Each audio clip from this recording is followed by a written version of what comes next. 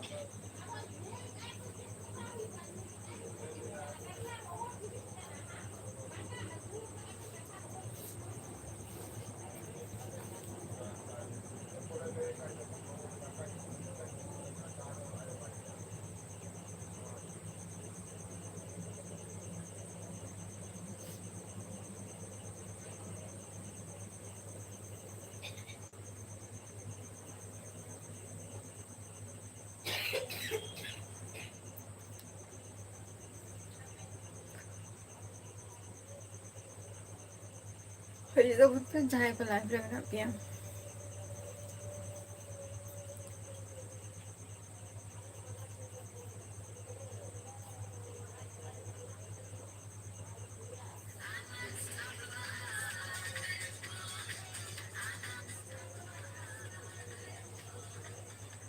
ᱟᱭ ᱮᱢ ᱴᱩᱰᱩ ᱡᱚᱦᱟᱨ ᱜᱮ, ᱪᱮᱫ ᱠᱚᱯᱮ ᱪᱤᱠᱟᱹᱭᱮᱜᱼᱟ? ᱪᱮᱫ ᱞᱮᱠᱟ ᱢᱮᱱᱟᱜ ᱯᱮᱭᱟ ᱟᱨ?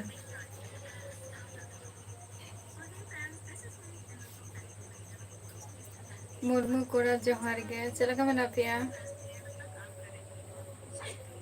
ᱢᱩᱨᱢᱩ ᱠᱚᱲᱟ ᱪᱮᱫ ᱞᱮᱠᱟ ᱢᱮᱱᱟᱜ ᱯᱮᱭᱟ ᱞᱟᱹᱭ ᱛᱟᱵᱚᱱ ᱯᱮ?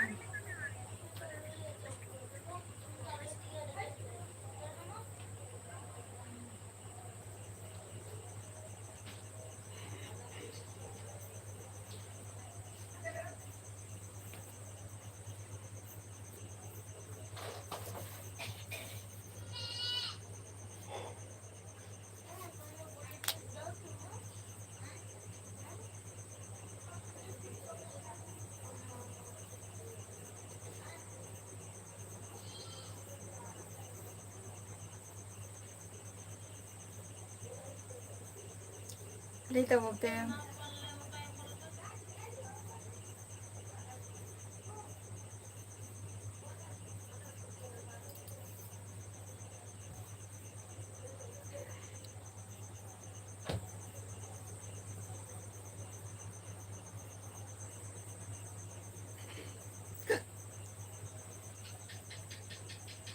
ᱥᱚᱱᱛᱳᱥ ᱡᱚᱦᱟᱨ ᱜᱮ, ᱪᱚᱞᱚ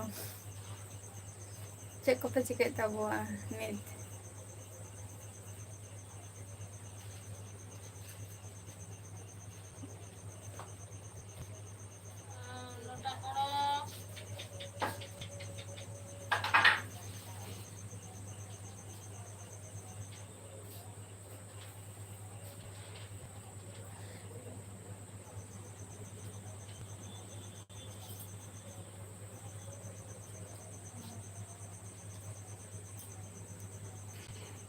मुर्मू कोड़ा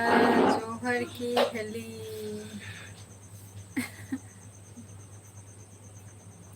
की हेली भाई मेरे तमा कथा था मालेंगे चेकम चिकाई आले में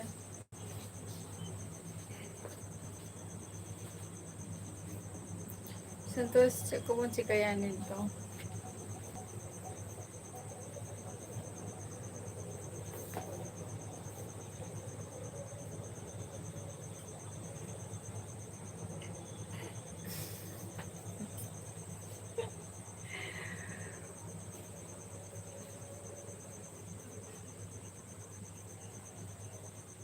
कारण मेना का ओना खातिर गे आमा होलाना कथाई उइहारिया ओना खातिर कारण मेना का ओना खातिर संतोष सुदर फेसबुक रेना लिंकिंग एमो का उंडे चला कते जॉइन तबो पे राज किस्कू आले दो नापाय रेगे मेना ले आपे को चला का मेना पिया ले तबो पे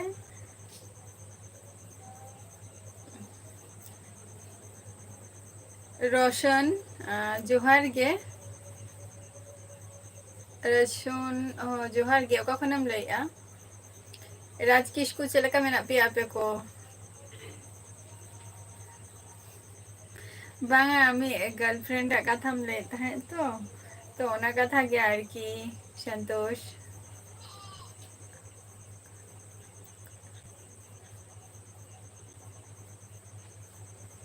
आप करण का नाम हिंदी बांगे कुछ ऑलरेडी तीजा राम जोहार गे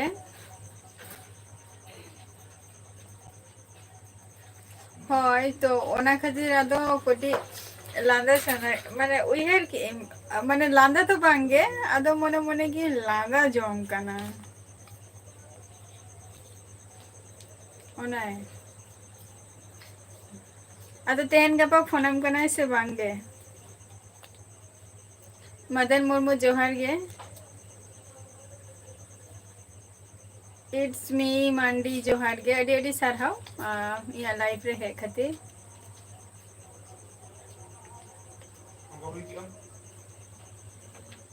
चेरी टोमेटो चैनल पे चेक को मोले मुर्मू कुड़ा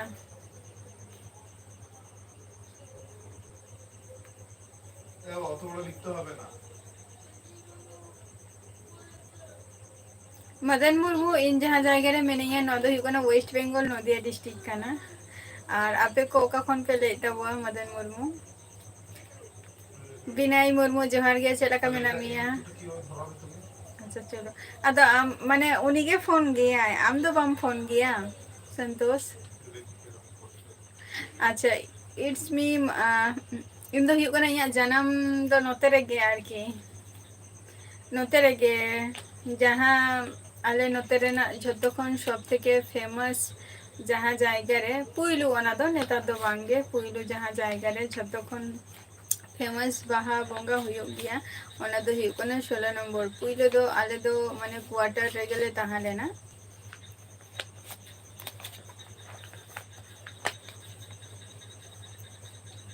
चलो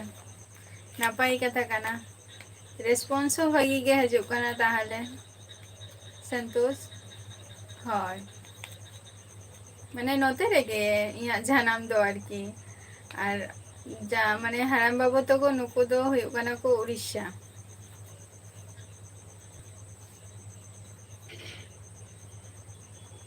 अच्छा जमशेद माने झारखंड जमशेदपुर खन अरे अडी सारहाव मदन मुर्मू चेक को बन सिकाई गया आर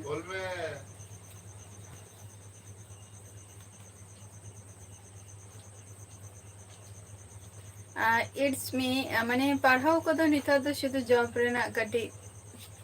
कंपैरेटिव को प्रैक्टिस हुयो कना जब लगे आदो पढ़ा को तो तीन आर ओका को जिनिस कराव रेना इच्छा मेना तिंगा स्टडी आर की तो ओना को जिनिस सुर करे लोकल रे बाई नामे खातिर झल रे कटी बेशी परिमाणे परिश्रम हुयो तो ओना खातिर झल करे तो बांगे जदि सुर करे जदि मनेर मतो जदि उनका जदि स्टडी सेनाइन कना नितो वर्तमान काल रे जहाँ जहाँ टुकु या स्टडी ना दरकार इना टुकु मैं कंप्लीट का गया एसटी मुर्मू जोहार गे और आपे को चेक को पे चिकाई गया इट्स मी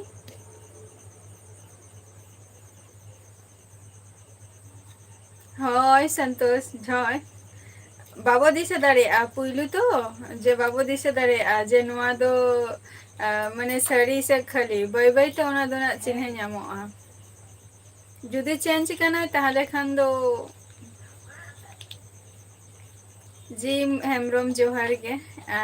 इन दो वेस्ट बेंगल खनी ले आना आपे को खन पे ले तबो आर इन दो नापाय रेगे मेनेया जी हेमब्रम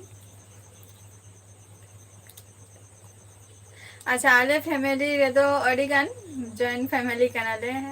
हरा हातम बुढ़ी गरम बुढ़ी आयो बाबा इन मिनिया भाई तको मेना कोआ बहु तको माने मोटामुटी 10 जन चेतान रे मेंबर मेना लिया और मदन मुर्मू आचे को बन चिकाई गया सागर जोहार गे ताला बाबू जोहार गे हय तायनम तो तब झतो हर खोज गया बन जे संतोष जे भागी ठीक जाते ताहे रेना बन चेष्टा गया फर्स्ट ओना निजेरा कमी को हो जाते ठीक मतो जतो चलू मा बागान तो निजेरा कमी बन ढिला गोद का बेन मुर्मू फेसबुक रेना लिंकिंग एमका ओडे जॉइन तब पे झतो किछु डिटेल्स मेना तिया मदन मुर्मू इन दो आपातत सिंगल गे हेसे तो डंगुआ गे हेसे ताला बाबू चेदो के बांग नो आपे को सला लाइव रे जॉइन हुई कना और आपे को चे को पे चिके तबुआ आरती हंसदा जोहार गे ओका कोन बन लई आरती हंसदा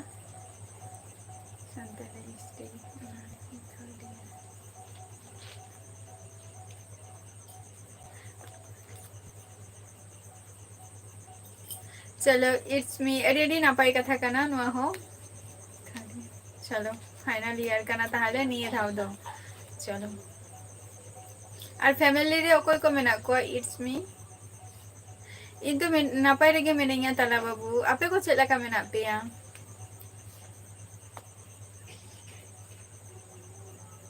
होय संतोष को होय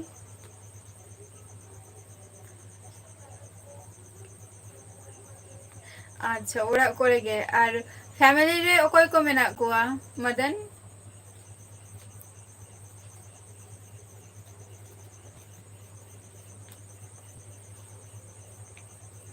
शुद्ध स्टडी गे हुई गे इट्स मी नितो दो और तीना बोया आपे आपे दो मनमोहन जोहार गे चेलका मेना पिया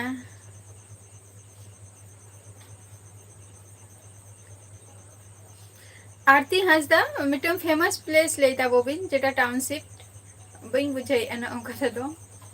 ओका कोन बिन लाई आमेंदे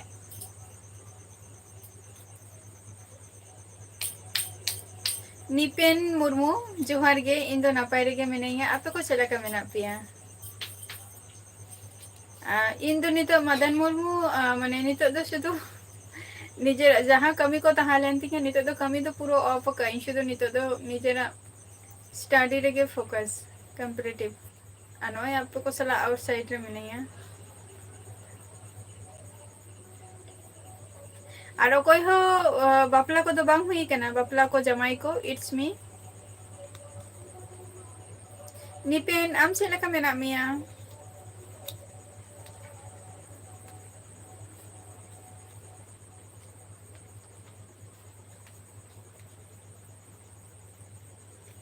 अच्छा संतोष को हाँ पे ले लेगी हम जवन लाइफ रहते हैं नोआ कथा हम ले तो फैमिली को रे निंक आमरिन जहाँ चेना परिचय फ्रेंड को उनको कम ले को गया से बांगे नापाई रेगे ताहन तबो पे और बाहा बंगा को हुई ना से बांगे आपे उनते दो निपेन मुर्मू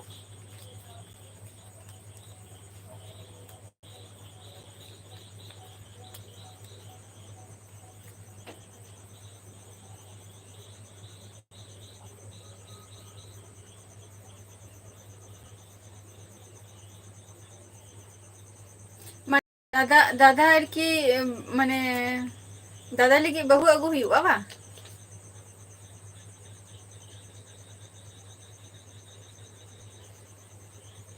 इट्स मी बालाई हेमरम जोहार गे इन दो चेद गे बइन चिकाइया और आपे को चेक को पे चिकाइ तबवा ओ माने छोटो फैमिली कान तपिया मदन मुर्मू माने छोटो फैमिली चलो नापाई अदो हम तो तलाई का नाम से इट्स मी गोटा ভালো করে লাগো अच्छा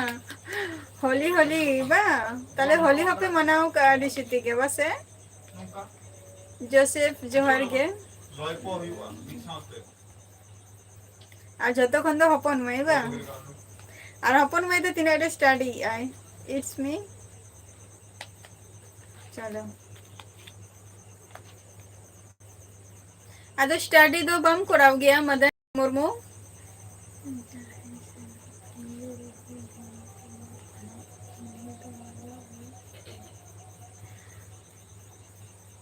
चेदा से ओरा करे दो चेदा बन आगु को आर जहां जिनिस बांग हुयुआ उनको अड़ीगान गे बस निंका हुयुग गया मैक्सिमम टाइम निंका हजुग गया हे बारा हे सेनो तारपर लास्टे मिटंग एटा पोजीशन रे चला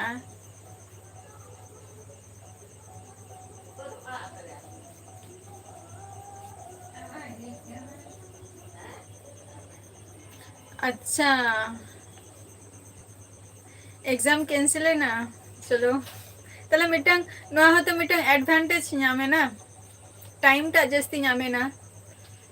सर्विस टू डू अच्छा क्लास 10 रे माने निये धा माध्यमिक के एम आई निया यार হয় হয় मंडे मदन मुर्मू হয় आले तो मुर्मू कनाले केटेज कोड़ा टू जोहार गे ओका खनम लइआ अमित बायार जोहार गे ओका खनम लइआ अमित হয় ওরা উত্তর আগু কাতে তারপর মানে যত হর বাড়াই কি আকো সে যে বাঙালি দো একানাই से नुई गर्लफ्रेंड कना से चलो हाँ ना ये ले टाइम होतो ᱧᱟᱢᱮ ना आर जस्ती कते कई आर की उना जस्ती हो बांगे किंतु एग्जाम मा निये साल रेगे हुयो अतो सर्विस टू डू अच्छा 2026 हाँ निये यार तो बांगाना ओ तो निये धाव जति राकाप एन खान माना फाइनल माने 2026 रे एमाय ना इट्स मी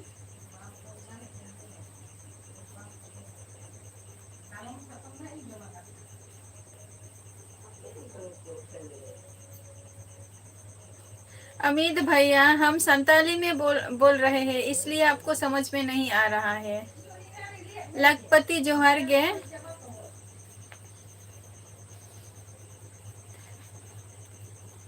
थैंक यू चलो इट्स मी अदो नोआ दो चैनल कान तमा निये लहा रे हो मोनी हुयुग कान तिया जे इया लाइफ रेम हे कान गया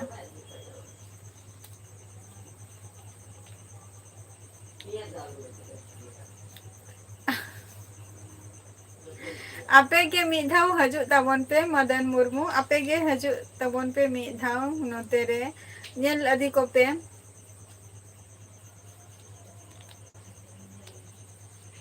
आपे के मिधाव नोते रे हजू पे नेल अदी को पे ताले नापायोगा अच्छा चलो नापाय अच्छा नोआ हो चैनल कान तमा अच्छा चलो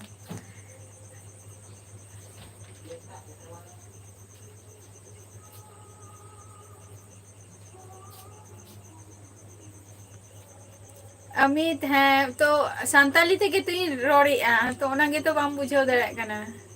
होय लखपति अडी दिन पर गे अच्छा लेका मेना पिया लाइव रे पे हजू कना হয়তো কমি করে যত কোগে ব্যস্ত মেনা পিয়া ওনা খাতির হয়তো টাইম को বাপে ᱧᱟᱢᱮᱟ হে রেনা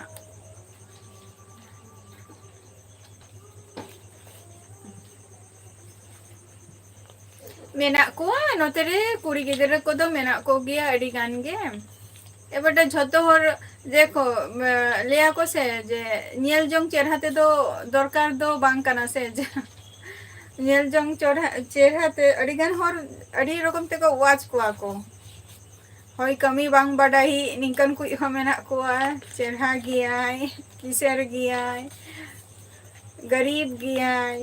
निकन ओलो पढ़ा जस्ती बनु ताया आरो अडी गान मेना ताया ओलो पढ़ा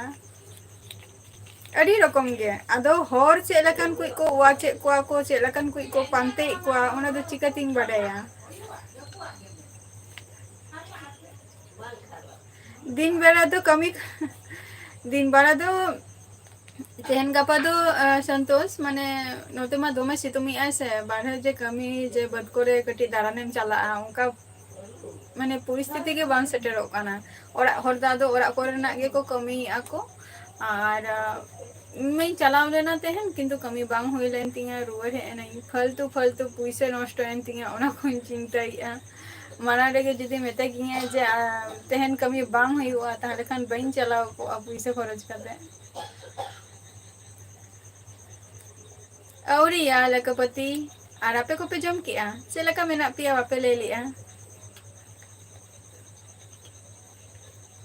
अच्छा तार माने शुद्ध चंदा बासांगी के दरकार ताम से मदन मुर्मू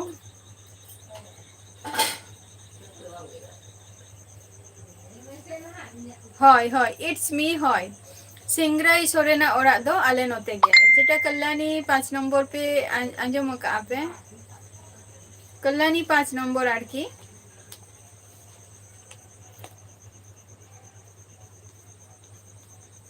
ओंडे ताको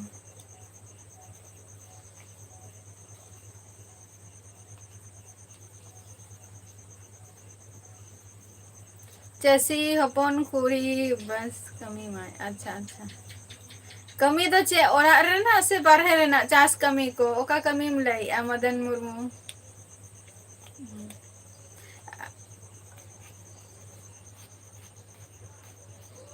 आपे उनते चलाओ लेना इसे इट्स मी सिंगराई दो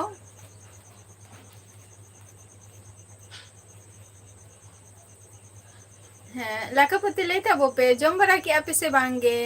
कुली के पिंग बापे ले लिया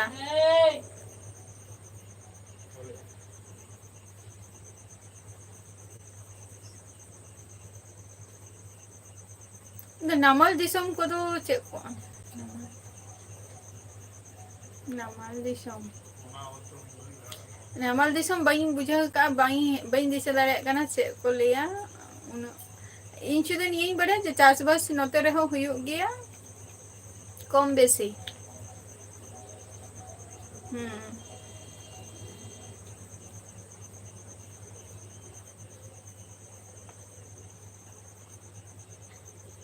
अच्छा ओरा रेना बा चलो नपाय उनकान को दा अडी गान नोते रेगे मेना कोआ और अडी गान के को खोज गया से जे बांगा कुड़ी गिदरा टा कटी चेरहा ᱧᱚᱜ जते ताहेन माय खोज गया को तो रूप मेना खान गुण मेना खान रूप बनु ओलक पढ़ा मेना खान ये ओलक पढ़ा मेना खान उनका चेहरा बाय ᱧᱮᱞᱚ निंकन को इहो मेना को से हाय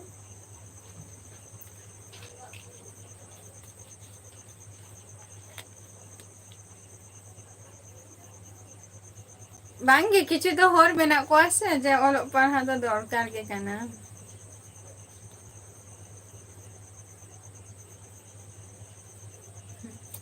ओनागे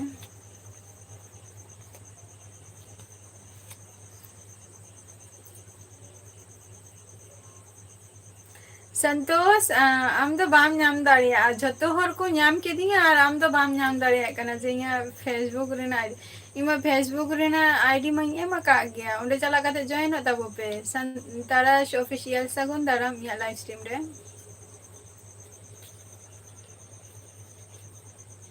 mandijakas.com फेसबुक रेना लिंक रे चला पे जतो किछु डिटेल्स ऑल का मेना उंडे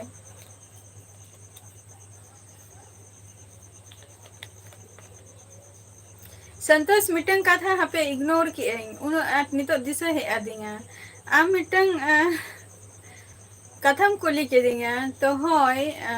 आंसर इन लई किया होय चे खातिर हम कुली के दिन ते बंदी सिंह के हिंदू दांत दिए कामड़े किसे जाल कामड़े संतोष दांत दिए जाल कामड़े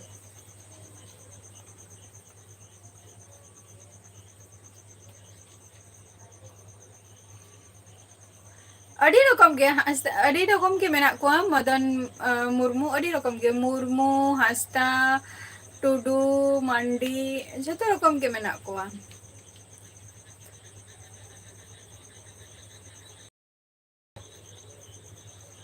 अवश्य ओना की तो ले जे निये जमाना रे तो मैक्सिमम टाइम इन ले आई जे पाहिल जेटुकु लई ताहे को जे पुइलु दो माने बाबा तको बिदल रना कथा ले ना बाबा तको लई गया को जे माने उन जखय उनको टाइम ताहलेन तको जेटा माने माने कटी कम पढ़ाव रगे चाकरी को नामा किंतु मैक्सिमम निया जोकरी लिया जे कुड़ी हपना क्षेत्र लिया ना ग्रेजुएशन तो अवश्य के दरकार काना विशेष करे कुड़ी हपना ही लई गया ना दना लाकापति फेसबुक रे लिंक एम का ओडे चला कते कटी कष्ट कते कटी जॉइन ताबो पे जतो किछु डिटेल्स आपे को लिगी मेना का ओडे अनु बेटी जोहार गे मदन मुर्मू नोरे दो देखो आपे को सला फेस टू फेस रोपर हुई काना ता बोले नोआ दो नंबर मिटन इंपोर्टेंट जिनिस काना से तो नोआ दो नंबर एम लेनखान तो निये दो बड़ा गया जे वायरल जिनिस गया है से तो नोडे तो बांगे नोआ को दो और आपे को सला मई रोपर कान गया और जदी इनकना को जदी कथा ताहेन खान तो फेसबुक रे ना लिंकिंग एम का ओडे चला कते जॉइन ताबो पे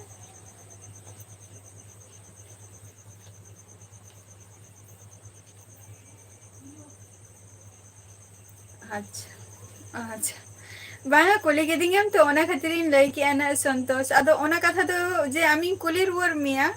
अदो ओना दो बांग मने है अदिया अदो निते इन कुली के मिया ना जे दिशा है अदिया जे मिटन कथा ही कुली ले दिंगा मेनते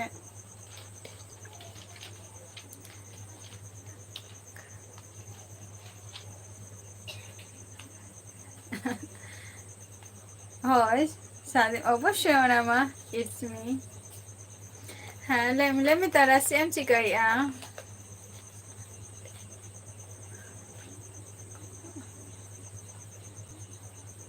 है मदन मुर्मू है आपे को सुला में ओना खातिर के तो फेसबुक रे ना लिंकिंग एम का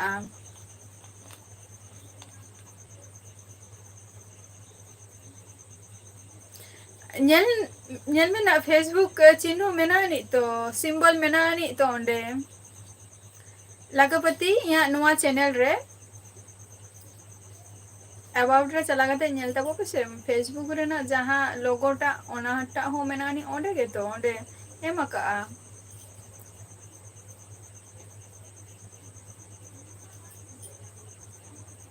आकाश सोरेन जोहार गे चला का मेना मिया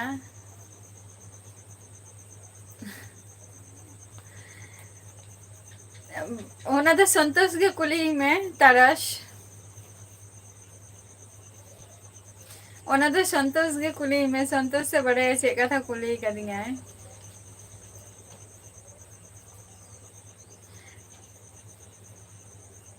अस्मित किसको जोहार गे इन दो वेस्ट बंगाल खुनी ले आ आपे को का कोन पे ले तबवा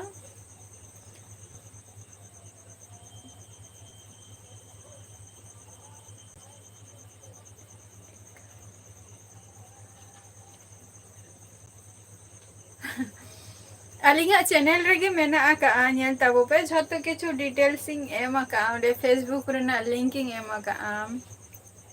झारखंड खोय अस्मित अच्छा अरे नापाई से कम चिकाई गया अस्मित किसको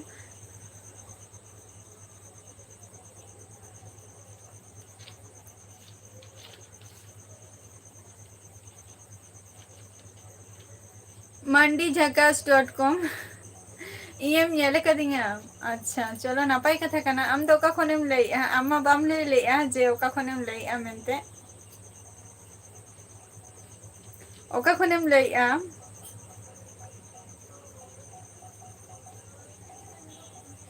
रंजीत सोरेन इन दो नापाई रेगे मेनिंगा आपे को चला का मेना पिया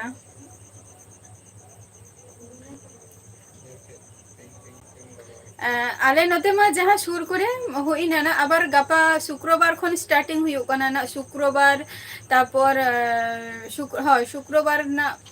सुर करे हुआ नेता खालिया को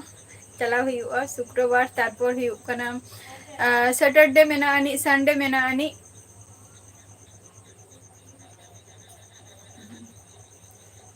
बैरकपुर पे अंजम का गया पाले बैरकपुर इच्छापुर अंते रे हो मेना का गया हुयुक कना ना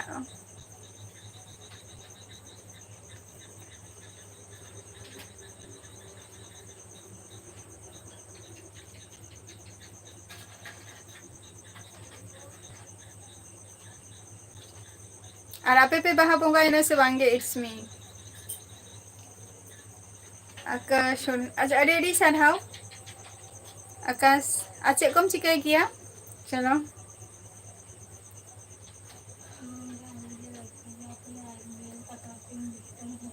नितो दो ओरा रेगे मेनाया लकापति सरदार नितो दो नोते रेगे आदो नोते रेगे ओरा दुआर को तैयार हुई कना आदो नोते रेगे आले दो मेना लेया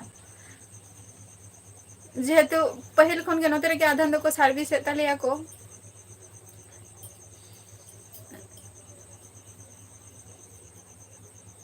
ललिता टुडू जोहर गे इन दो वेस्ट बंगाल खन लै आना ललिता टुडू और अबिन दो का खन बिन लै ताबोआ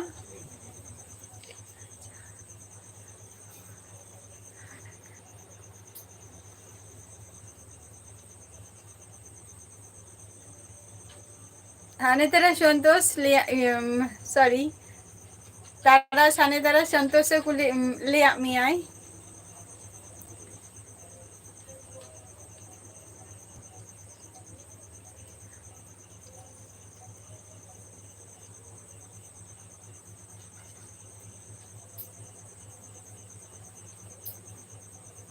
जस्ती तो बांगे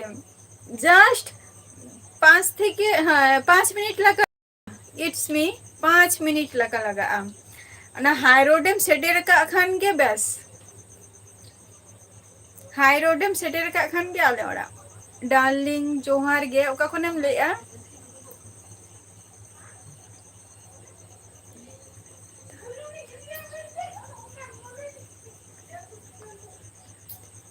सोमवार माने मंगलवार बा चलो अड़ी नपाय कथा काना नो हो अड़ी रस्कते बन बाहा परब बा अच्छा खड़गपुर अच्छा मंडी झाकस को अच्छा .com खड़गपुर मा इन मा बइन चलाओ कना चिकातेम लई कि आना इन नेल का मिया मंडी झाकस अस्मित किसकू अवश्य चेदा बांगे अस्मित चेदा बेंगोली बइन चेदा गया अवश्य चेद हुआ सुनीराम हेम्ब्रम जोहार गे ओका खन बन लेआ लापशा टुडू जोहार गे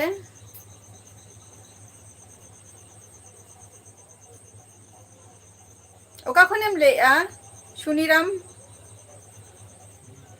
अच्छा ललिता झारखंड खन बन लेआ अड़ी सारहाव आचे को बन चिकाय गया नॉय तो किछु दिन लहा रेगे तो आई बाबा तिकिन किन सेन लेना किन लकापति किछु दिन लहा रेगे आई बाबा तिकिन किन सेन लेना किन तो कमी विशेष अधिक कते के ना खुग माने इंपॉर्टेंट माने कमी को ता लेना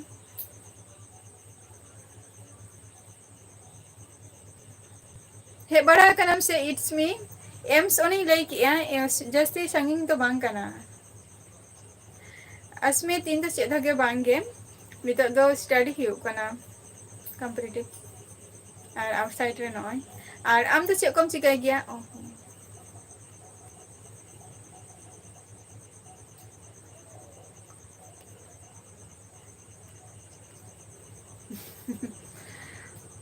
हाने तारा जस्ट मजाक अबिन तो दिन से आगे छत्तो हर मजाक बिन हानी हाते कुन तारा शांते खुन मजाक आय और आम नतो खुन संतोष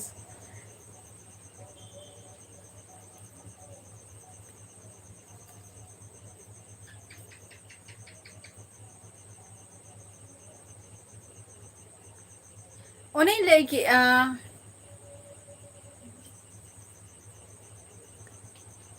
एम्स कल्याणी स्टेशन खन तो मोटामुटी संगिंग गया किंतु नुआ चे को लिया हाई रोड खन तो सुर गया ट्रेन लाइन तेम हजुआ ओना आलादा नुआ लाइन तेम हजुआ आलादा इट्स मी अच्छा राम मंडी जोहार गे हाँ आले सन दो हुई ना आले को माने आले को दो हुई है ना नित दो सूर अतु करे ना हुई कना सर्दी अकोना दिनेश जोहार गे चेलका मेना मिया आम रवि जोहार गे रवि ओका खन बोले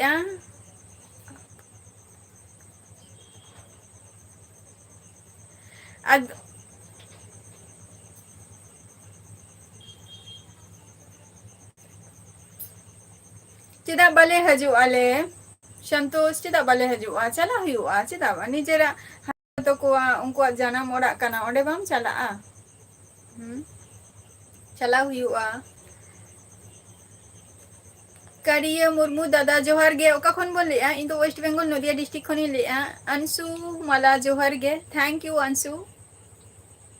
ona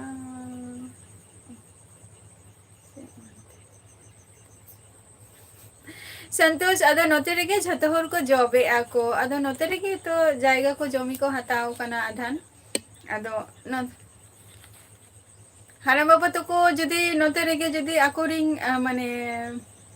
हपन को जदी नोते रेगे जदी माने बाको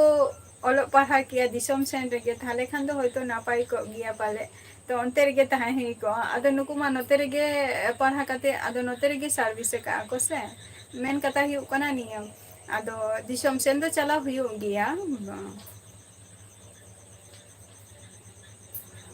daran ko ado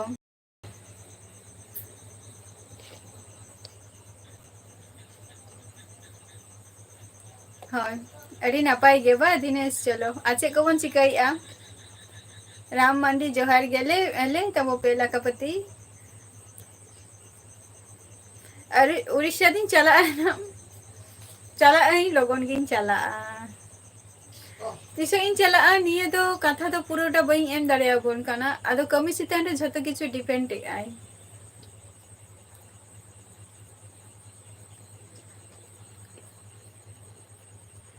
Auriya it's me Auriya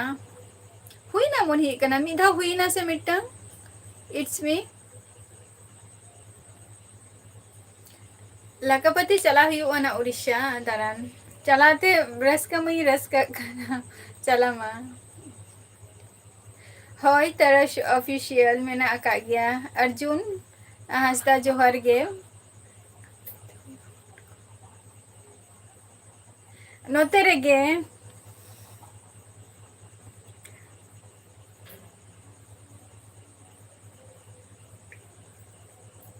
नोते रेगे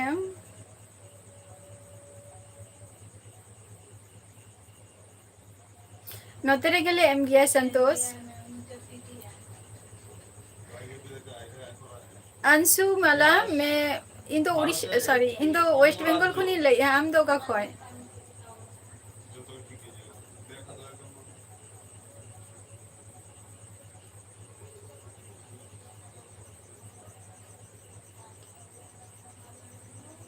अच्छा ड्यू हुई कना बा अच्छा चलो चलो नपाई कथा कना न हो तो टाइम सेटल लेखन ओना होत ना हुई आसे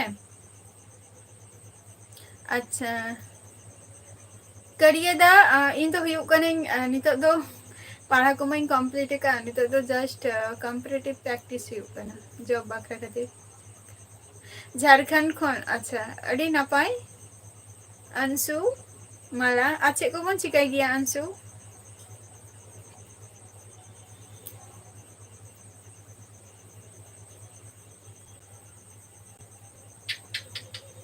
तारश ऑफिशियल जहां यूट्यूब ते फेसबुक आईडी मेना का ओना यूट्यूब तेगे मेना का ओना खातिर के ती मेता बोन करना जे फेसबुक आईडी रे जॉइन होता वो पे और वास्तव तो सरी कथा बोलते गले नो फेसबुक और इंस्टा रे हो जस्ट दिन खन तो माने जॉइन रे बचुइया तिना हुआ हार्डली हो तो 12 बছর हुई काना ना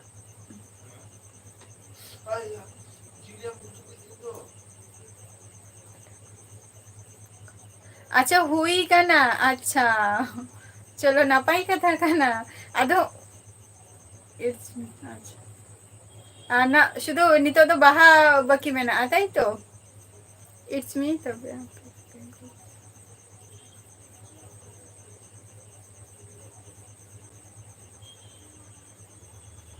ओना कथा तो बांग कना संतोष ए बटे नोते रेगे मेना लिया आदो नोते रेगे तो मेना अकालिया ओना खातिर के से ओनते रे ताहा लेनखान ओंडे ना गे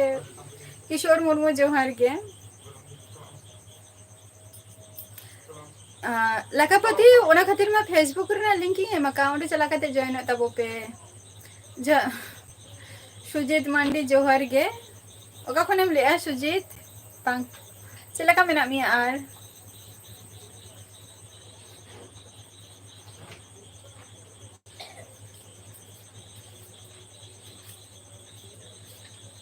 अच्छा बॉल माठ जहाँ जायगा रे बॉल माठ खन तो आले दो संगीन गया ले मांडी झाकास आले दो संगीन गया ले भागी के संगीन गया ले मोटामुटी आले दो एबारটা কল্যাণী মা কল্যাণী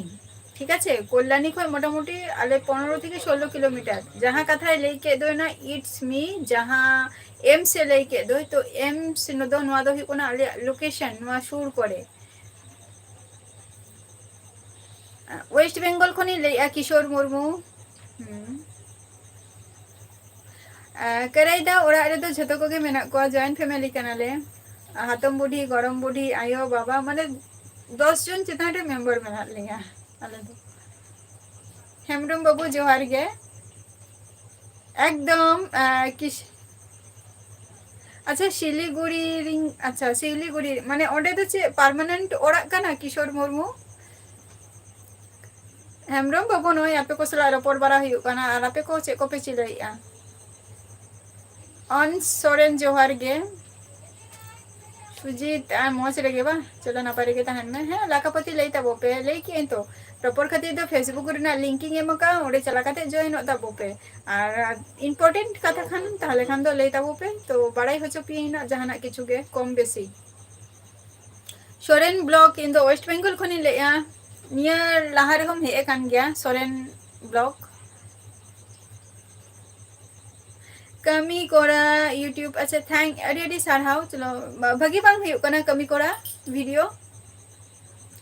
संजू जोहार गे चेम ले के बांग बुझो ले या बहुत छदान पे चलाए ना संजू आज तक अच्छा हां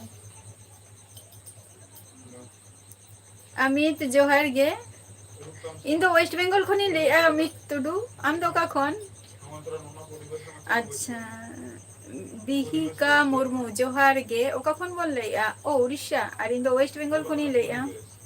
उड़ीसा हना लगन गे उसेरा गे चला हुआ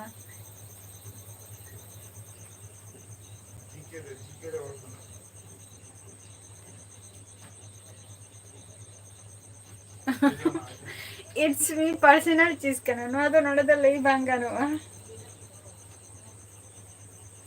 नोडे तो बांग लई गानोआ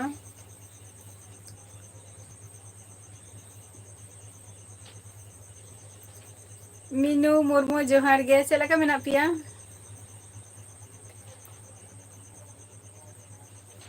किशोर मुर्मू बेंगल हुई कना जहाँ कल्याणी एम्स पे चिन्ह गया से बांगे तो ओना खन दो आले दो सुर गया ले मेन टाउन हुई कना कल्याणी कल्याणी खन दो आले दो मेन टाउन खन आर की 15 থেকে 16 किलोमीटर रो मेना लिया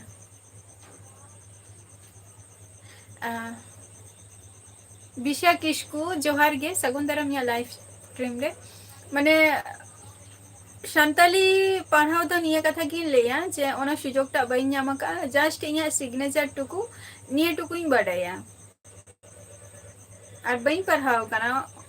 ऑल चिके दो होय किछु किछु जिनिस मेनानी जे नोआ जायगा रे बान ले गानो इट्स मी फेसबुक ना लिंकिंग मेनानी ओंडे चला काते जॉइन में जतो किछु डिटेल्स लिया मेना सूरज संस्था जोहार गे चलका मेना पिया सूरज संस्था दादा नितो तो कमी रे गेसे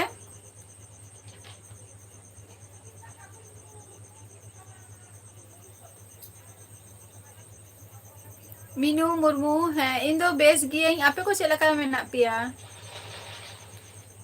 आपे हो बेस रे गे बा चलो बेस रे तहन तब पे और बाहा बोंगा को कंप्लीट हुई ना से बांगे हाय किशोर हजू तबन पे नोते दारान को और जयदेव मुर्मू जोहार गे झिलीमिली दिसम कोरा सगुंदरम या लाइव स्ट्रीम रे ओका खनम लइया love in the waste Bengal खनि लइया आम ओका खन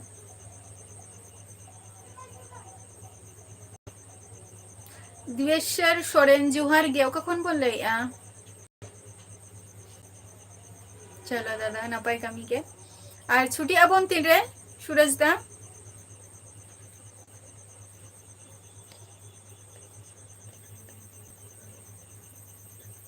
हाँ इट्स मी है मेना नहीं तो सान्ताली अतु मेना नहीं अदो देखो नोते रे मा झोत्तो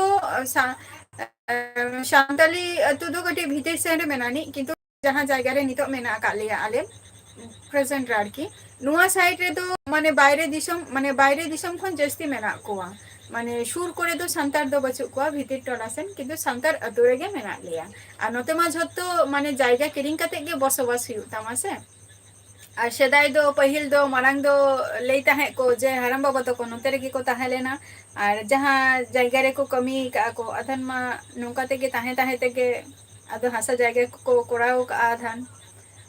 झिली मिली दिसम माने बाकुड़ा खन बन लई आसे जे हपन हेमब्रम जोहार गे ओका खन बन लेआ अच्छा नापाय रेगी ताहन में दादा सुरेश दा हाँ किशोर मुर्मू हजत ताबोपे शुद्ध जेल दो चेदा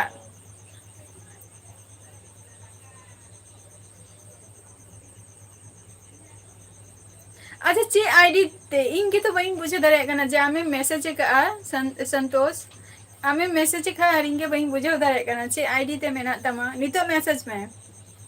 चला कना अच्छा देवेश्वर सोरेन अच्छा झारखंड कोनरी नापाई अच्छा को बन चिकाई गया मोनू मंडी जोहार गे अच्छा संजू इन दो हुयु कनाई वेस्ट बेंगल इन दो नदिया डिस्ट्रिक्ट को नहीं लिया जिला दो हुयु कन तिया आरकी नदिया हैं आज झतो को गे झतो को आले दो नापाय रेगे मेना लिया और आपे को चेक लेखा मेना पिया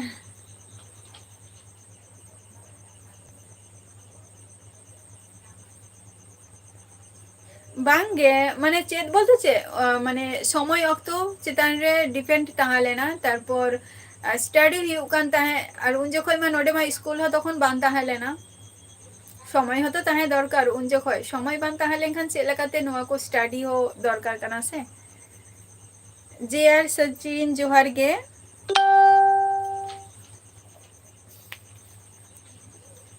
संतोष चे नितुम तम भेजा का बइन बड़े ना अच्छा बाकुड़ा चलो अड़ी नापाय चे कम चिकाई गया झिलीमिली हाय झिलीमिली अच्छा चलो चे कम चिकाई गया गणेश टुडू जोहार गे इन वेस्ट बेंगल नदिया डिस्ट्रिक्ट खनी ले मोहन हेमब्रम जोहार गे मोहन हैं एमो कने तो ठीक गया एसएमएस में पिक्चर में ना नहीं तो संतोष पिक्चर में ना तमा तो सेम लाल जोहार गे হ্যালো এই একটা প্রশ্ন আরেকটা কি বলেছে এই দেখো এখানে अनारोस दिसो বাড়ির চারিপাশে किशोर मुर्मू बन লোকেদের बुझल ট্যাগ হলো প্রতিবেশী বলবো তাই তো যেমন জিলকানাই महानंद मुर्मू जोहार गे ओका खन बोन लइया अच्छा हेमब्रम बाबू ते अच्छा प्रोफाइल रे पिक्चर में ना तमा तो संतोष सूरज जोहार गे सॉरी सूरज दा अच्छा माने छुट्टी आबन उन जखो तो 9:30 जखो छुट्टी आबन किशोर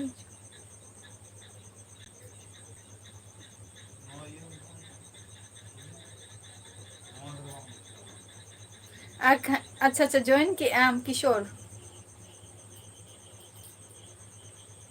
अच्छा जॉइन के कंटेंट में अच्छा अच्छा कंटेंट अच्छा चलो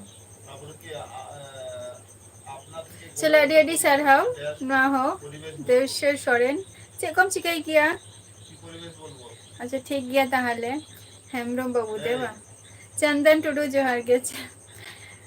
ओकोय कोचों बइन बड़े तीना गान जेटुकु चेना परिचय हर तो इनाटुकु शुधु चलो कन्फर्म हुआ तो कन्फर्म इन और बांग चिना को तो झतो डिलीट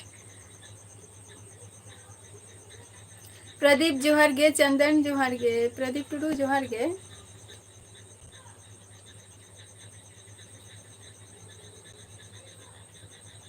अच्छा तुआ बाहा ऑफिशियल जोहार गे शगुन दारम या लाइव स्ट्रीम रे इन तो वेस्ट बेंगल नदिया डिस्ट्रिक्ट खनी ले आना और आपे को झारखंड खन पे ले अडी अडी सारहाव गणेश टुडू ओड़ा रे दो अडी गान होर मेना ले आले दो माने 10 जन चितान रे 10 अप मेंबर मेना लिया सूरज दा अदो नितो दो चंदा बासांग दो माने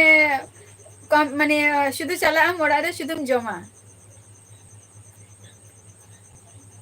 चला हुआ भेजा गोद कपे किशोर मुर्मू पार्सल कते भेजा गोद कपे तबे जम भागी गया हेल्थ खातिर ले गया को जे फल को जम तो नापाई कथा कना इट्स मी आले दो पे बॉय आले दो इन और बढ़िया भाई thank you Shubham thank you ओका खनम ले शुभम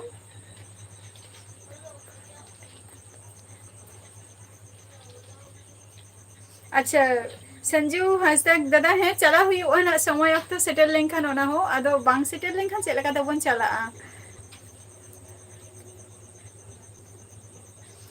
कराई दा है मोटा मोटी कम बेसी एबारटा जा ओरा माने बाहर रेना कमी तो जेटा माठघाट रेना आरकी तो ओना कमी को तो खूब एकटा तो बांगे जेहेतु टाइम बांग नामोआ जेटुकु टाइम नामो इनटुकु तो आदो आयो को कटी गोड़ बारा निके सला गया तबे बाडाई जे नोआ नोंका को कमिया ओना कमी गे जदि अबो जदि एवरीडे बन करावा ताहले खान दो ओना दो हैबिट रे हेतरवा आदो अभ्यस्त रे ताहेना ओना दो कम बेसी नियटुकु लिया कराइदा जे बडाई शुभम ले में ओका खनेम लिया के जानी तारास्ते ओकाइन चोय जपिदी आई से चे तारास्ते मन ही कना जपिदी आई उनी तो मन ही कना इया इंस्टा आईडी पांतिंग कना तो इंस्टा आईडी रे मन ही कना पांतिंग कना नोडे बांग रोपोर कते उनी तो इंस्टा रे पांतिंग कना पचेसा चंदन टुडू अच्छा बिहार खन अच्छा अडी नापाय चे को बन चिकाई गया प्रदीप टुडू बांगे औरिया निथो hi okay okay it's me okay okay सीधा बांगे इट्स मी जे जहाते आमा नुआ आईडी मेना तमा नुआते इया वीडियो रे चला कते कटी कमेंट में बाबू हेमब्रम जोहार गे चला का मेना पिया बाबू हेमब्रम बबलू हेमब्रम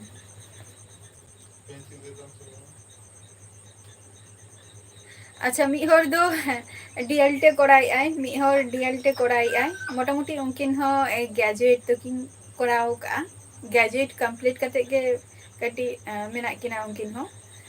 और मिहर दो डीएलटे कोड़ाई आई ना और इन दो अखिन खन कटी जस्ट कटी चुलू एडवांटेज इना गे बट इया दो हुयु कना चे लिया उनकिन दो हुयु कना किन साइंस रिंग स्टूडेंट और इन हुयु कना आर्ट्स रिंग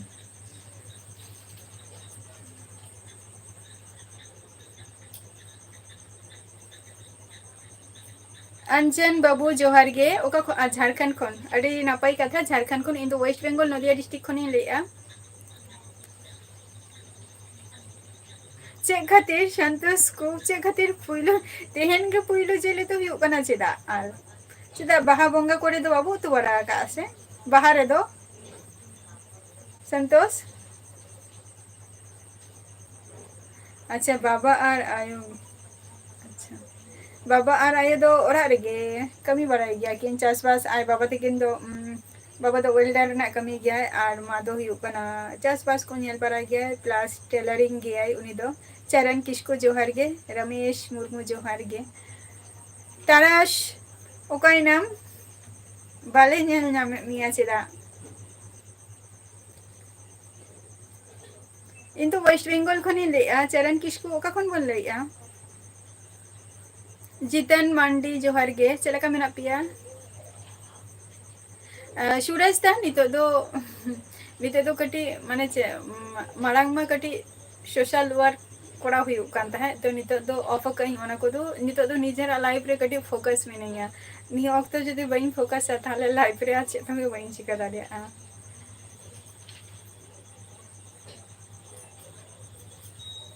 रमेश मुर्मू ना पैरे के मिलेंगे आप को चला का मेना पिया जिल कथा चिता बाबो लिया जिल कथा चिता बाबो लिया ले तबो पे इट्स मी अच्छा चलो नापाई कथा कना नुआ हो संतोष को अब से जिल बनो तू आते हैं दो जिल मा जिल गे चेदा इट्स मी चेरना दुख चेरना लेया को जे जिल जम निये को नापाई कथा कना किशोर मुर्मू आदो पार्सल अबन तो ताहले फ्रूट फल को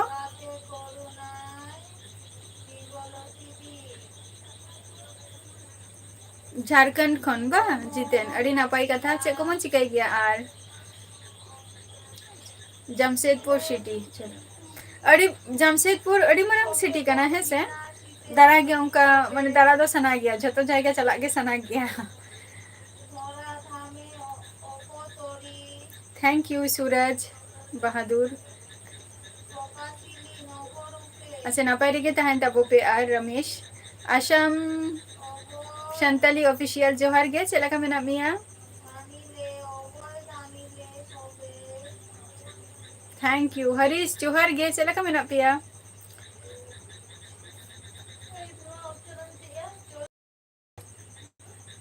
अच्छा सिम अच्छा चलो अदो देसी सिम से जे देसी सिम संतोष से हमको पोल्ट्री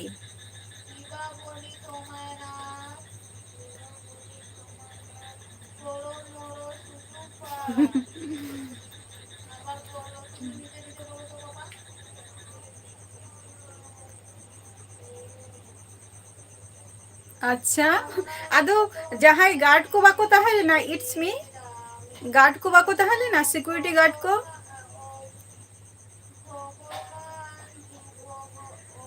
जितेन मंडी चेदोगे बांग चेदोगे बाइन चिकाई गया जितेन चिराग जोहार गे चलका मेना मिया असम अच्छा नापाई रे तहन में इहो नापाई रे मिनैया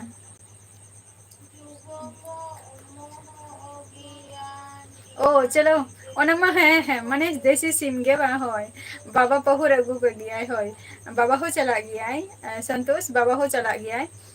और मैक्सिमम टाइम तो बाबा चला गया है अदो जीत कर अगू को गया है पहुर को राकेश सोरेन जोहार गे ओका खनम लैया इंदो वेस्ट बेंगल खनिन लैया अच्छा पुरुलिया डिस्ट्रिक्ट खय मुख अच्छा चे को बन चिका गया मुख देसी गे तो होय पहुर में एक्चुअली देसी गे चिरा किंतु वेस्ट बेंगल खनि लैया आम दो अच्छा मंडी झकास ओके आबार हजे तबन पे है से और जहाँ को नितो इया नवा चैनल रे हे काना पे तो निये आपे ठेन रिक्वेस्ट ताहेना जे नोडे खन पानते ᱧᱟᱢ कष्ट माने प्रॉब्लम कटी हुई तिया बट आपे जदि पे इया वीडियो रे पे कमेंट है ताले ओडे खन इया माने आपे को पानते दो कटी सुविधा हुई तिया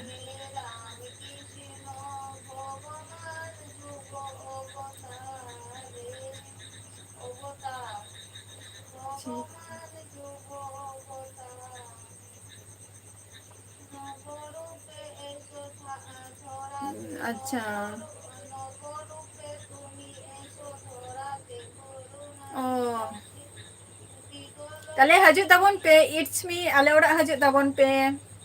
हिरी जिलजम हाँ पोल्ट्री सिम बाको तो पोदा को है किंतु पोल्ट्री सिम जिल हो किंतु सिविल गया सलकु मंडी जोहार गे ओका खन बोल लैया जोहार गे शांताली ओकेशन ओका खनम लैया औरिया आसाम आसाम संताली औरिया आपे पे जम किया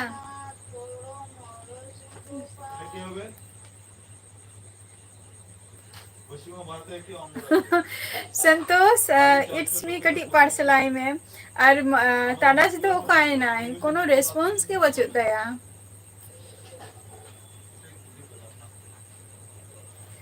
असम अच्छा तेहन बा तेहन दो ना को तु इतालिया डाटा आलू मुनगा डाटा और आलू मुस्ताक अच्छा पुरुलिया डिस्ट्रिक्ट है पुरो मुस्ताक हम ये लहारे हो यहाँ लाइव रेम है काना किचुटा दिशा में नाती हैं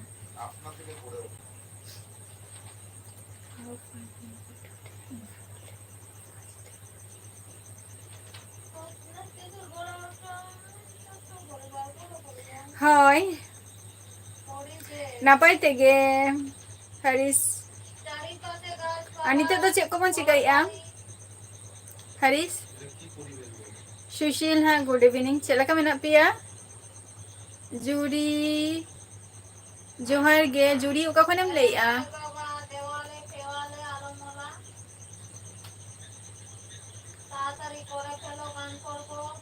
अच्छा तो चल तो पहुर पे किंतु बड़े हम संतोष को ले गया को जे पहुर जिल तो किंतु बाको हटिंगा को गया सरी से खाली नहीं दो बाको हटिंगा को गया ते जहां ओरा होर उनको के जम इट्स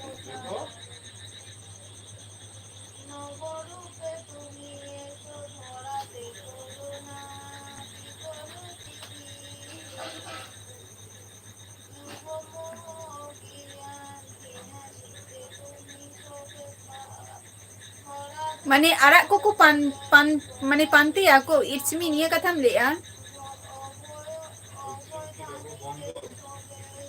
संताली जोहार गे अच्छा इन तो नदिया डिस्ट्रिक्ट रिन तहन गया नदिया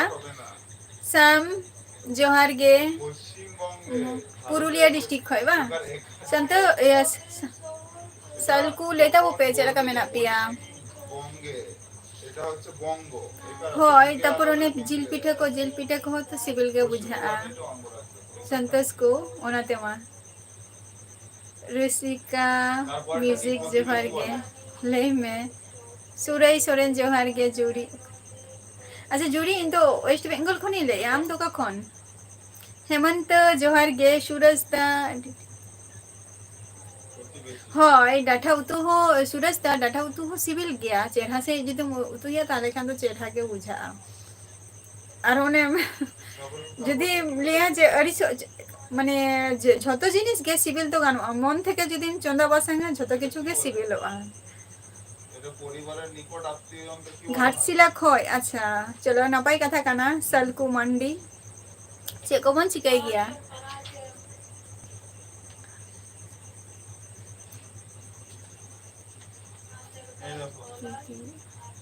পরিবারের নিকট আত্মীয়দের পরিজন বলে bain bujole it's me bain bujole tamama comment napai kian sam surai soren johar ge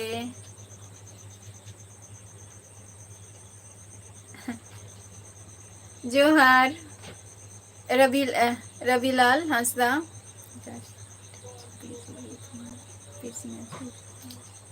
পরিজন अच्छा नापाई कथा कना चलो कमी रहो ताहे दरकार के कना बिजी दो कमी बखान तो चला कते असुलो अबन हरिस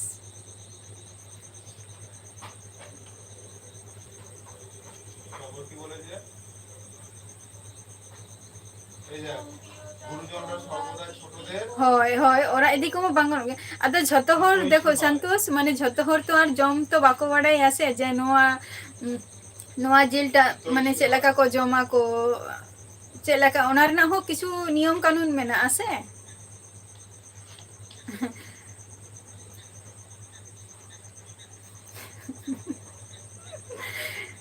কিশোর মুর্মু বাঙ্গে संताली अच्छा ओरा अरे बा भाईपो मेना माने भाईपो मेनाया मिटन दुष्टु बाबू मेनाय तालिया उनी पढ़ा कनाय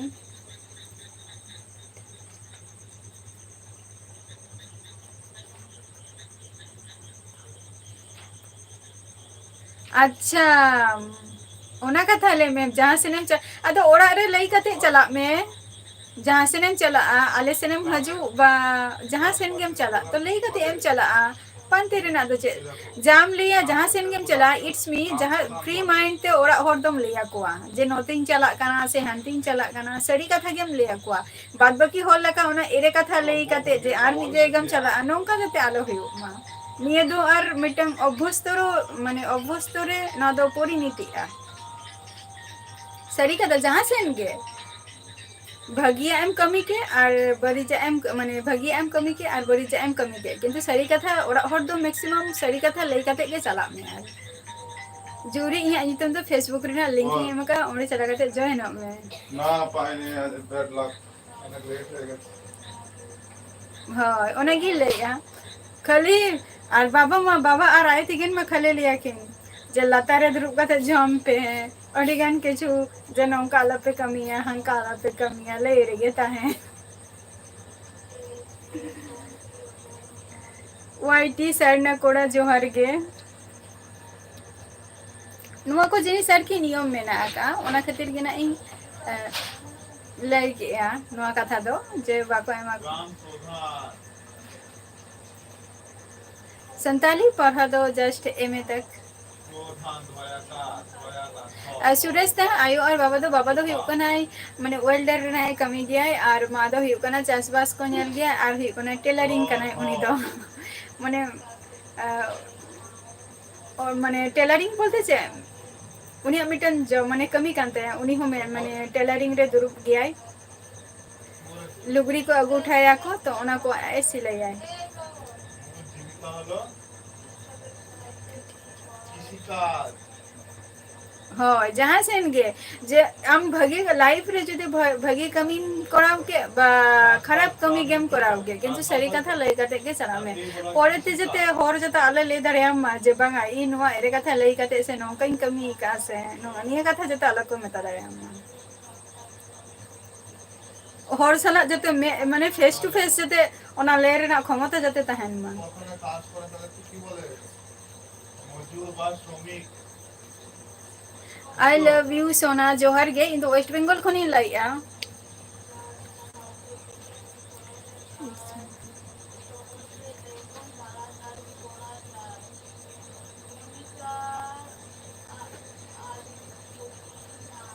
इट्स मी चेल ले आई संतोष उनी का ना तो किछु डाउट रे हे का दिया बा जहाना किछु गे तो ले आम कनाई कुली मी आई आंसर एम आई में सुनील मुर्मू इन द वेस्ट बंगाल खनि ले आम दो का खनेम ले রফলা হবে না নিচে হবে তারপর আবার পারলে কেন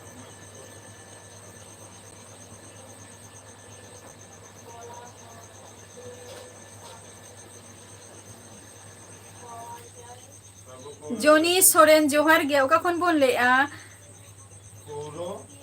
সভার आमा स्पेलिंग के बही बुझो दरिया अदर ची एम लई गया পৌরসভার প্রধানকে কি বলে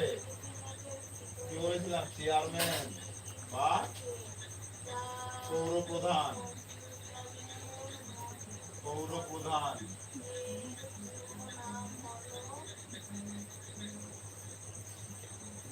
পৌ अच्छा बापला रे ना बा नपाई कथा काना इट्स मी एकार एकार ओइकार औकार हेमब्रम जी औकार जोहर गे औकार জানো না কেমন লেখে 47 स्टेटस जोहर गे পৌর औकार র সান্তাল इट्स সান্তালি मी প্রধান इट्स मी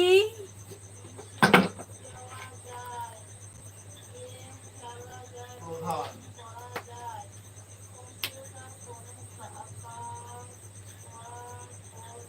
তারপর বলে নিচে सूरज दा चे कथा माने नितो जेटा इट्स मी मेता दे दो इसके डैश করতে বলে संतोष हने दरा इट्स मी हम आंसर एम की है এই দেখো নিজের থেকে हेमब्रम প্রাকৃতিক नापाई की आपे को चेला का मेना पिया প্রাকৃতিক পরিবেশ सुनील मुर्मू का खनेम ले या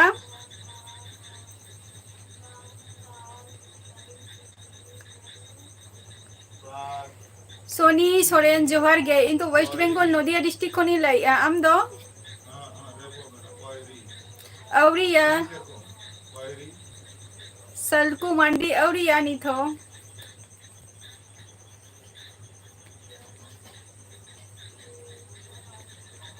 প্রাকৃতিক ঠিক কয় হ্যাঁ কয় শিক हेम्ब्रम इन तो वेस्ट बेंगल खनि लैया हेम्ब्रम जी सोनी अच्छा गिरिधीन बोलते ही कना झारखंड बा गिरिधीन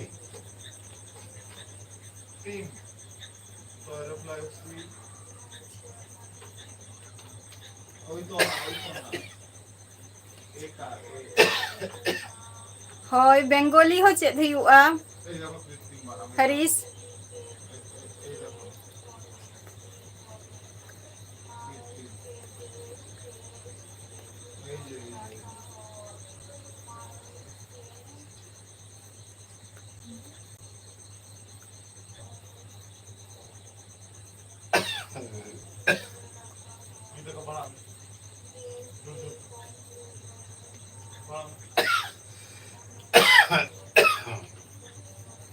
পশ্চিমবঙ্গে না পশ্চিমবঙ্গ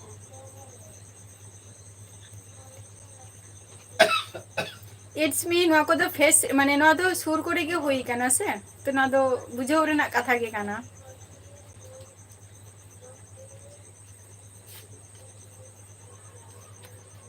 चिकई बिहार जोहार गे ओका खने लेगा सोनी हाँ सोनी ले में आज कम चिकाई गया हेम्ब्रम जी हाँ ले में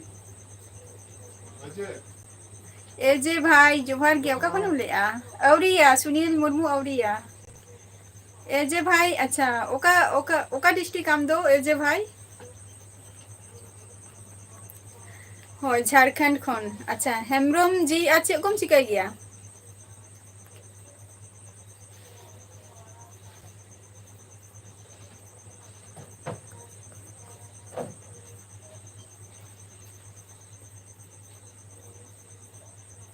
ओना मा ताहन गया इट्स मी ओना तो ताहन गया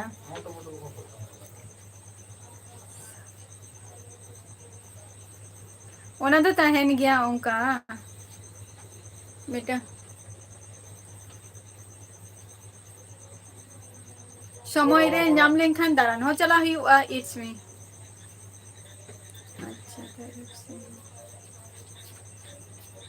अच्छा सोनी अम्मम लेता है झारखंड खने लेता है तो आसनसोल दो अच्छा नहीं तो दो बांगे बांगे आसनसोल तो बांगे सोनी सोरेन इन दो आसनसोल तो बांगे वो कलकत्ता कल्याणी पे अंजमा का ओना साइड खींचे बाहा जोहार गे चला का मेना पे एजे भाई बेंगल ओका ओका ओका जायगा खन बेंगल ओका जायगा खने हम ले आम दो ओका डिस्ट्रिक्ट अच्छा आसनसोल में चलाओ कना नापाई कथा कना डिस्ट्रिक्ट अच्छा चलो नापाई कथा कना आज कम सिखाई गया हेम्ब्रम जी मुजीराम जोहार गे औरिया नहीं थोड़िया आपे को सल ऊपर बड़ा है ना होय तब अच्छा ठीक गया संतोष ओके ठीक गया हर हो जेता ओके ना अच्छा डिनर अच्छा चेपे तू सनी सोरेन शुक्लाल हेम्ब्रम जोहार गे अच्छा संताली एजे भाई संताली में ठीक गया किंतु बेंगोली ओका जायगा खने हम लेया एंजॉय इन दो नापाई गया आपे को चला का मैं नापिया अच्छा यहाँ लाइव रे जुड़े हुई उकना चलो नापाई कथा आजम बरा को हुई ना से बंगा माने लाइव रे चेक को कमी बरा हुई गया ओला पढ़ा को हेम्ब्रम जी बेंगोल अच्छा नापाई कथा कना एजे भाई चेक कम चिकाई गया रामटुरु चेक के बांग आपे को सला रोपोर बरा हुई उकना अच्छा पहले ड्यूटी अच्छा चलो अरे कमी तो 3 दिन धरे हेम्ब्रम जी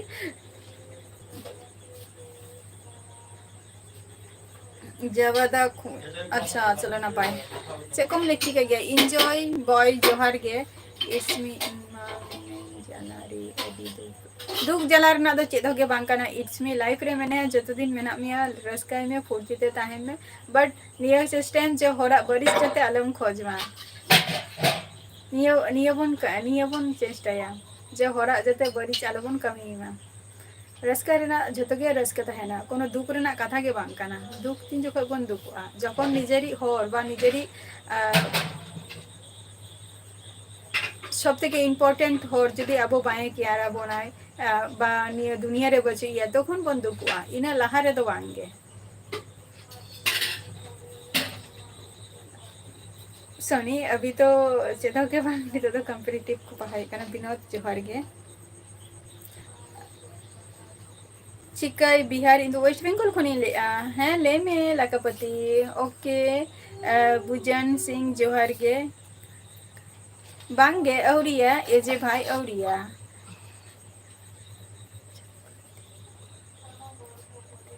चापाटी अच्छा चापाटी चापाटी माने हुई कना रोटी ताई तो इहो बई बड़ाई ताहेना चापाटी नोडे किछु माने किछु हर ले गया को जे चापाती माने हुई कना रोटी रोटी रोटी रोटी के तो सोनी सोनी सोरेन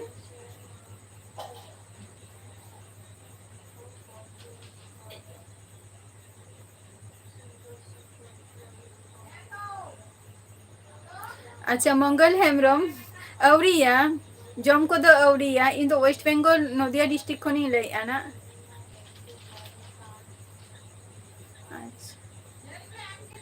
कृषान अच्छा कृषान चेकम चिका गया आर उड़िया ते से तेलुगु से चेते ओला काई बई बुझो दारे खाना ना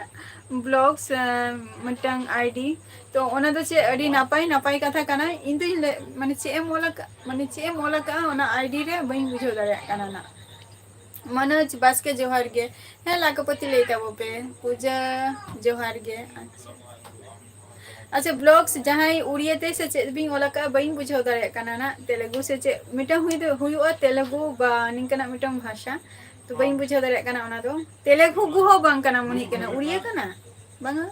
হয় উড়িয়ে উড়িয়ে কানা সরি উড়িয়ে ভাষা কানা মনে কানা হয় কিন্তু ওয়েস্ট বেঙ্গল খনি লাই আনা আর যত কিছু ইয়া বারেতে যত ডিটেলস ফেসবুক রে লিংকিং এমকা ওন্ডে চালাতে জয়েন তাবো पे নিয়ে দো ইনটেন মানে রিকোয়েস্ট আপে কোঠেন তাহেন কানা আর কি ওন্ডে पे তাহলেন খান তাহলে যত কিছু ডিটেলস বাড়াই গান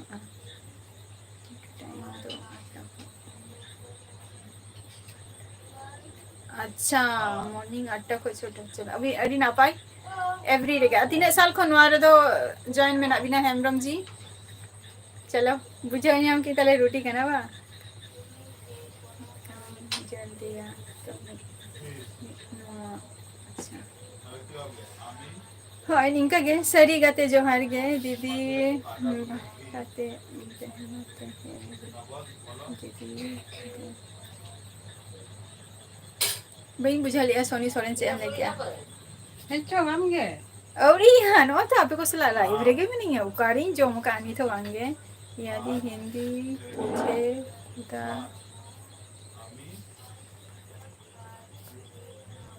वांगे बुझो में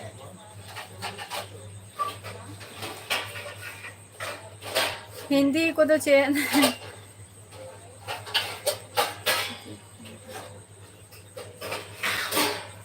अच्छा जे भाई अभी नापाई कथा काना है ब्लॉग्स कथा कन क्या लिंक तो लेके आ लिंक तो चिता बांगे आपे को सला कथा खातिर के लाइट रे मेना लिंगा तो नवा दो मिटन बांग ना तो ठीक दो बांग काना जे बलिंग कथा आई आमेंते कथा कन क्या लिंक जितेन मंडी फेसबुक रे ना लिंकिंग एम कान्या न्यू तो न्यू करिन ताहे ना जते किछु डिटेल्स और आपे को जदी जहाना पर्सनल कथा जदी पुलिस ना किया इंपोर्टेंट तो ओना खातिर तो फेसबुक रे ना लिंकिंग एम का ओने चला कते जॉइन होता बोलते हाय चलो सोनी सोरेन अड़ी ना पाई काना सूर्य टुडू जोहार गे चेदा बांग नोदरा आपे को सला रिपोर्ट बड़ा हुई कना जस्ती घड़ी आना बइन ताहे ना जायदा तो अच्छा 3 बছর चलो नवा मिटन कमी कान गया बय बयते नवा रे ना हो जतो किछु गे ठीक आना नपाय तेगे मिटन कमी रे बन जुक्तो कान खान केना तेहन हयतो पुइलु कष्ट हुयु काना परेते हयतो भागी हिजु आना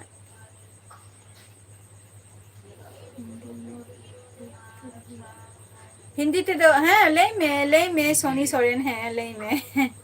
हिंदी ते मोली आवा अच्छा चलो जाओ किछु दिन बुझावा हेले मेला कपति संजय हंसता जोहार गे अरविंद सोरेन जोहार गे ले दो पे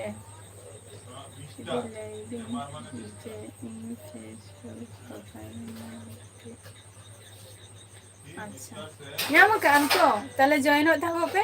और इट्स मी जहाना आमा प्रोफाइल रे पिक्चर में नानी से बाई बड़े हैं ना चेक लगाते एबार झोतो हर फ्रेंड रिक्वेस्ट एरिकान के को भेजाय गया को एवं उन समय बसु तिंगा जे उनको एक्सटेप माने जतो किछु कन्फर्म ना चेदा से इम्पोर्टेंट तहे दरकार कना से सोना सोनातन मुर्मू जोहार गे ओका खन बोन लेआ सोनातन मुर्मू जोहार गे ओका खन बोन लेआ संजय चेदो गे बांग नय तरा पे को सला रपोर बड़ा हुयु कना आर आपे को चेक को पे चिकाइआ they all buy something SOME सरी गे यहाँ तुम बापे बड़े पे जे यहाँ चे कना बा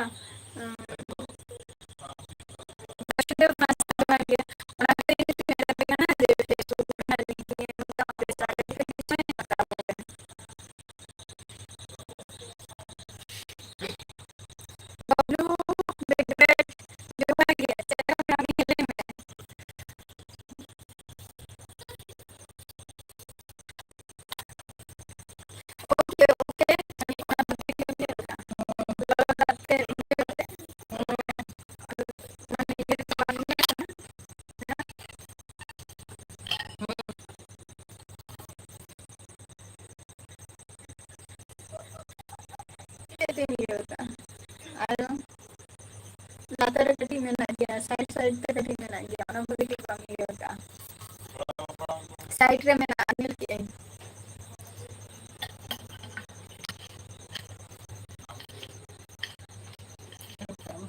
अच्छा मंडी बाबू अच्छा हेमरम बाबू मंडी बाबू अच्छा अच्छा आमा लोगो रे अच्छा मंडी बाबू अच्छा ठीक है भेजाय में ना है से अच्छा ठीक है सोनी है जो में ना अमर टुडू जो है के कौन बोले यहाँ आवाज साथी बंग हजू कना अच्छा चले साथी बंग हजू झारग्राम अच्छा सूरज दा झारग्राम बोलते बहन बुझो लिया ना सूरज दा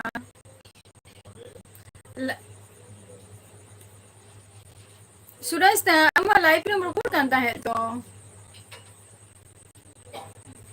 बांगे वाइटी सोरेन औरिया नी तो जो तो औरिया जस्ट कमी पे छोड़ के मेना लिया नी तो ए रखो बबलू बिग्रेट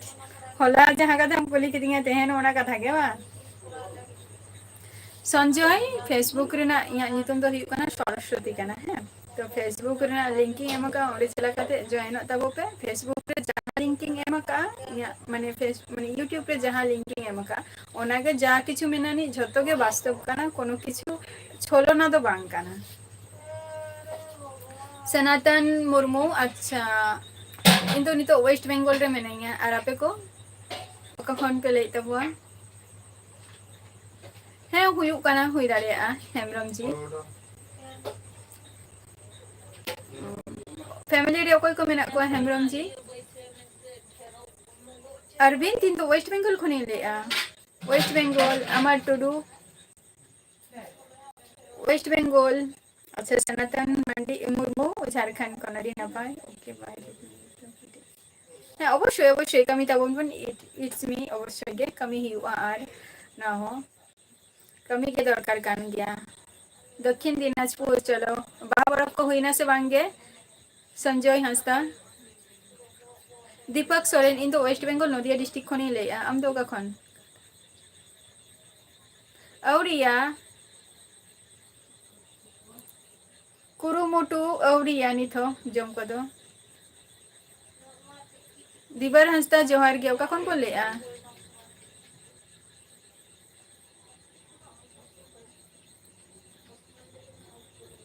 सुनील हेमरम जोहार गे ले में चेला का मेना मिया ठीक गया सूरज दा इहुना जस्ती घड़ी और बाइन ताहेना दादा आम जम बराई में चला काते आमा हो टाइम वक्त हजू कना ना सनातन मुर्मू प्रथमत लिया जे इया जहाँ वीडियो अपलोड का उड़े चला काते कमेंट में है सर तो जहाँ को न्यू सपोर्टर पे हजू कना पे तो दिल से एम पे सपोर्ट दो आधा अधूरी तो आला पे एमा सपोर्ट एमा दिया पे सब्सक्राइब किया पे वीडियो पे नेलाना तो भगी बांग बुझा दिबर हंसदा अच्छा उड़ीसा को एडी नापाय दीपक सोरेन झारखंड खन बो चे को बन चिकाई गया दीपक सोरेन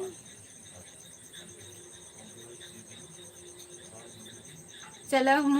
हेमरम नपाई कथा काना नवा मॉस फैमिली के भाग्य जॉइंट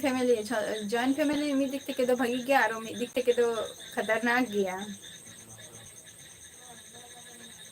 तेन दो वाइटी सोरेन तेन दो अलेले उतु डाठा आलू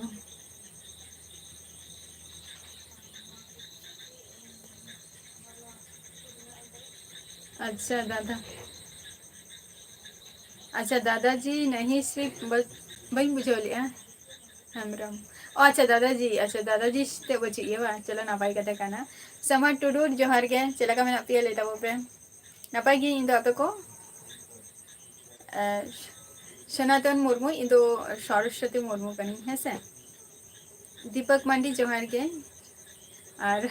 बाद बाकी जो किछु डिटेल्स फेसबुक रेना लिंकिंग एमा का ओडे चला काते जॉइन आता वो पे बाबू संताल जोहार गे अच्छा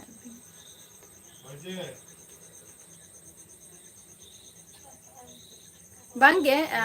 एवरी डे गे माने डेरे मिधाव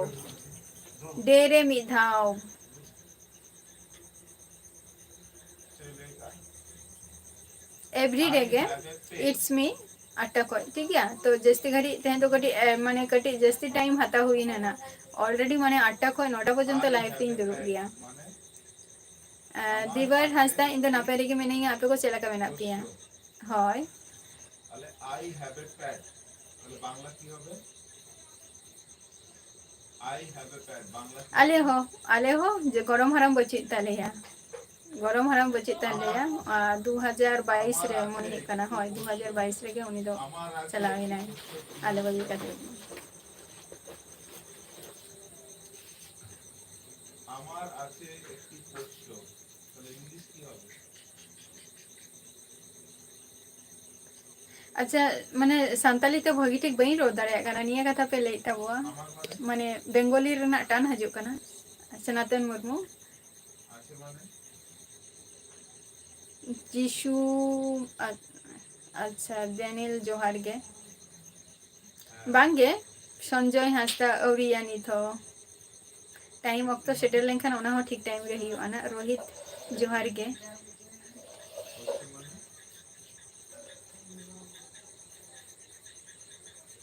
आले हो ना परे के मेना लिया समर जम्बरा की आपे से मांगे दिवर हंसता ओडिशा रे तो लगन के नाइन चला तो तबे निये तो कोई लिया जे कथा तो उना तो बई एमा बना जे तेहेना तेहेन गिन चला आसे चे तबे रिसेंटली चला हुयु गया ना मार्च तो अप्रैल है अप्रैल क्वेश्चन चला हुआ okay okay it's me okay Arjun जोहार गे তাহলে কি হবে I have heard bones of fish তাহলে বাংলা কি হবে संजय हंसदा बड़ी बुझो ले हम कार दिए बीए जब बोलते चे कथा रोहित মানে জানো কি वेस्ट बंगाल से हूँ सोमा बाबू इन दो वेस्ट बंगाल को नहीं लिया আরকে মাছের তো আর बयू टुडू जोहार के अड़ी लास्ट पे हजू कांता वो सनातन ओके ओके जोहार गे इन तो ओवरिया निथो नोदरा लाइविंग क्लोजर तारपोर आते हैं जहां को लाइव रे पे है कना जस्ती मिनट और बांग जस्ट 5 सेकंड ताहे नहीं आपे को चला और जहां को ते लाइव रे पे है कांता हुआ तो अडी अडी सारावना है से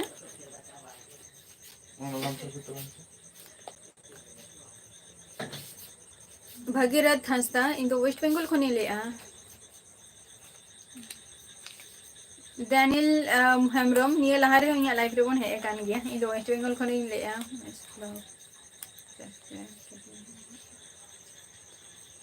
হয় হয় একদম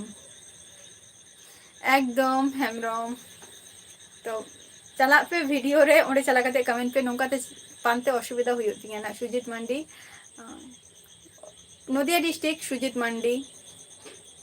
ओके शगुन निंदा वाइटी आबार हजे तबो पे और मस्ते तहन तबो पे जतो कोगे तेन जहां को लाइव रे पे टाइम अप आदाला पे कमेंट तबो नितो दो और गापा हजे तबो पे ना 8 खन आबार बन रोपो रोपो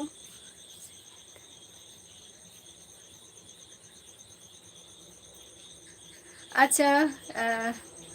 दिबर हंसदा अड़ी नापाई कथा कना तो गापा हो हजू तबन पे ना हैं जम हुआ टाइम सेटल लेनखान जम हुआ ना चला भागीरथ अड़ी नापाई संजय इन तो वेस्ट बेंगल नदिया रे ठीक गया तो इना के रपड़ा तहन तो गापा रपड़ हुआ ना और आपे को लेकी वीडियो में अपलोड का गया जहां को न्यूज माने व्यूज कान तिया पे बा सपोर्टर कान तिया पे तो अवश्य इन वीडियो रे चला गते अंडे कमेंट ताबो पे तबे के ना इन आपे को हिं पानते नाम दारिया पिया और जतो के सुस्थ और स्वास्थ्य रे तहन ताबो पे तेना एपिसोड तो नोडे के तो टाटा बाय बाय।